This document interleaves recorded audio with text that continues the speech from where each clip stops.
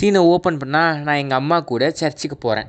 So அதே நேரத்தில் நம்ம டிடெக்டிவ் கண்ணாயிரம் இருக்கார்ல, அவர் வந்துட்டு யாரோ ஒருத்தங்களுக்கு பூலாம் வாங்கிட்டு அதுக்கப்புறம் யாருக்கோ கொடுக்கலான்னு சொல்லிட்டு போகிறாரு. தென் அப்புறம் எப்பாடா ஒரு வழியாக இந்த கொலை கேஸ்லேருந்து தப்பிச்சிட்டோமே அப்படின்னு சொல்லிட்டு நான் நிம்மதியாக என்னோடய சூப்பர் மார்க்கெட்டில் வந்துட்டு வேலை செஞ்சிட்டு இருந்தேன். அந்த டைமில் பார்த்தா அந்த கண்ணு தெரியாத பொண்ணு வந்து நிற்கிறா.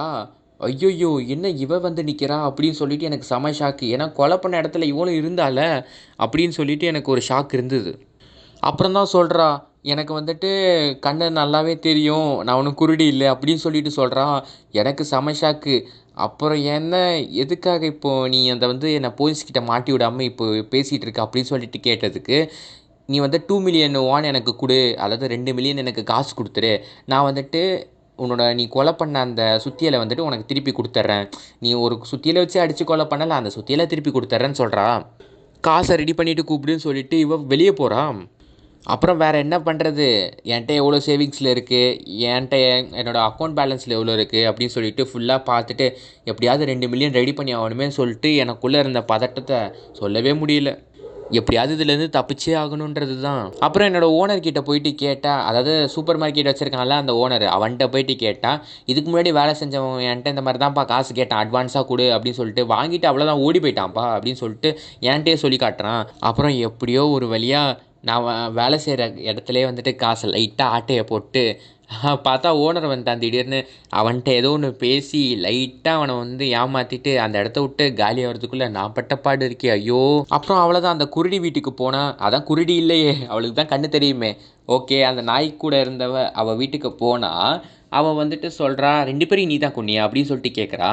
ஐயோயோ 2 பேர்லாம் கொல்லலம்மா, நீ வரப்போ ஒருத்தன் இருந்தான் விழுந்து கிடந்தால அவனை மட்டும்தாம்மா கொன்னது, அது மட்டும்தாம்மா நான் அதுவும் ஆக்சிடெண்ட்டாக கொன்னேன் அப்படின்னு சொல்லிட்டு அவள்கிட்ட எவ்வளோ சொல்லி பார்க்குறேன். பட் ஆனால் அவளுக்கு வந்துட்டு சே இதெல்லாம் எனக்கு எதுக்கு, ஸோ எனக்கு வந்து 2 மில்லியன் வான் தான் வேணும் அப்படின்னு சொல்லிட்டு கேட்குறா. பணம் தானே இந்தா கொடுத்து தொலைகிறேன்னு சொல்லிட்டு கொடுத்ததுக்கப்புறம் வாரம் கொடுத்துரு அப்படின்னு சொல்லிட்டு அவள் பாட்டுக்கு அவ்வளோதான் போகிறா.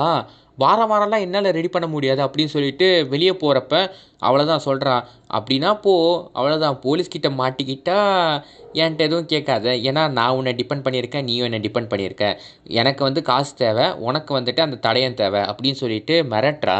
அப்படின்னா என்கிட்ட கெஞ்சு, நான் வந்துட்டு போலீஸ்கிட்ட போகக்கூடாதுன்னு என்கிட்ட கெஞ்சு அப்படின்னு சொல்லிட்டு மிரட்டுறா. நான் சும்மா இருப்பேனா, எனக்குள்ளே தான் சரியான ஒரு சின்ன ஈகோ இருக்கே, அதுக்கு ஒரு சின்ன ஸ்பார்க் கிடச்சா போதும், அது வந்து அடுத்தவங்களை கொண்டு வரும்னு சொல்லிட்டு அவளுக்கு தெரியாதுல்ல. அவ்வளோதான், அவள் கையில் இருந்த சுத்தியலை பிடுங்கி அவளுக்கு ஒன்று வச்சேன், போயிட்டு நாட்டின்னு விழுந்தா. அவ்வளோதான், அடுத்து 2வது கொலையும் பண்ணிட்டேன். ஐயோயோ திருப்பி இன்னொரு கொலை பண்ணிட்டேனே, ஒரு கொலையை மறைக்கணும்னு சொல்லிட்டு இன்னொரு கொலையும் பண்ணிட்டேனே. அதுக்கப்புறம் வந்துட்டு வேகமாக அந்த சுத்தியலை பேக்கில் போட்டு வீட்டுக்கு எப்பாடா ஒரு வழியாக வந்து சேர்ந்தேன். அவ்வளோதான், போலீஸ் வந்துட்டு இவளோட வீட்டுக்கும் வந்துட்டு விசாரிக்க ஆரம்பிச்சிட்டாங்க. சரி எப்படி வந்து செத்துருப்பா, யார் வந்திருப்பா அப்படின்னு சொல்லிட்டு விசாரிச்சிட்ருக்காங்க. அந்த குருடியோட வீட்டோட பின்னாடி கார்டனில் போயிட்டு தோண்டி பார்க்குறப்ப 2 பணம் இருக்குது, அதாவது எலும்புக்கூடு மட்டும் இருக்குது. அது யார் என்னன்னு சொல்லிட்டு போலீஸ் வந்து விசாரிக்கிறப்ப தான் தெரியுது அது வந்துட்டு அந்த பொண்ணோட அப்பா அம்மா. தென் அப்புறம் வந்துட்டு நான் தூக்கில் தொங்கிடலான்னு முடிவே பண்ணிட்டேன். ஐயோயோ முதல் கொலையிலேருந்து எப்படியோ தப்பிச்சிட்டேன், ஆனால் இந்த 2வது கொலையில் கண்டிப்பாக மாட்டிப்பேன் அப்படின்னு சொல்லிட்டு தூக்கில் தொங்கலாம் ட்ரை பண்ணுறேன். ஆனால் என்னால் முடியலை, ஏன்னா எனக்கு சாகணும்னு தோணவே இல்லை. தென் அப்புறம் நம்ம டிடெக்டிவ் கண்ணாயிரம் இருக்கார்ல, அவர் கூட வந்துட்டு ஒரு ஆஃபீஸர் இருப்பார். அந்த ஆஃபீஸர் வந்து அந்த டாக் இருந்ததில்ல, அந்த டாகை வந்து வாக்கிங் கூப்பிட்டு போகிறாரு. அதே டைமில் பார்த்தா இந்த 2 ஸ்கூல் பசங்க, ஹைஸ்கூல் பசங்க, ஃபஸ்ட்டு எபிசோடில் வந்துட்டு வேப்பு கேட்டானுங்க தெரியும்ல, ஒரு 2 பசங்க வந்துட்டு வேப்பு கேட்டானுங்கன்னு சொல்லிட்டு போலீஸ், அதாவது நம்ம கண்ணாயிரம் வந்துட்டு அந்த ஆஃபீஸுக்கு கூப்பிட்டு போயிட்டு 4 போடு போட்டார். ஸோ அந்த பசங்க இவரை பார்த்த உடனே அவ்வளோதான், இவர் வந்துட்டு அந்த கண்ணாயிரம் கூட இருந்தார்ல, ஸோ அந்த நம்ம டிடெக்டிவ் கூட இருந்தாருன்னு சொல்லிட்டு அவ்வளோதான் கத்தி எடுத்துகிட்டு வந்து 2 சச்சக்குன்னு குத்திட்டு அப்படியே நம்ம டிடெக்டிவ் கூட இருந்தால் அந்த ஆஃபீஸரை வந்து தள்ளி விட்டு போயிட்டானுங்க. போகிறவனுங்க தான் போகிறானுங்க, அதை ஏன்டா ஏன்ட்ட வரீங்க, அவ்வளோதான். நான் வேறு ஒரு மாதிரி மண்டை குடச்சலில் சுற்றிட்டு இருக்கேன், ஆல்ரெடி 2 பேரை கொண்டுட்டோமே அப்படின்னு சொல்லிட்டு ஒரு மாதிரி போதையில் வேறு இருந்தேன்னா, இவனுங்க வந்துட்டு தலைவா போதை இருக்கா அப்படின்னு சொல்லிட்டு இந்த ஹைஸ்கூல் பசங்க வந்து கேட்குறானுங்க என்கிட்ட. அவ்வளோதான், எனக்குள்ள ஒரு ஒரு ஒரு உணர்ச்சி தெரியுது, ஐயோயோ என்ன பண்ண போகிறோன்னு தெரியல. அவ்வளோதான், சீனை வந்து ஃப்ளாஷ் ஆகுது. ஃப்ளாஷ் ஆனால் அடுத்த நாள் பார்த்தா 2 பேரும் செத்து கிடக்குறானுங்க, அந்த 2 ஹைஸ்கூல் பசங்க. என்ன நடந்திருக்குன்னு உங்களுக்கே தெரியும்.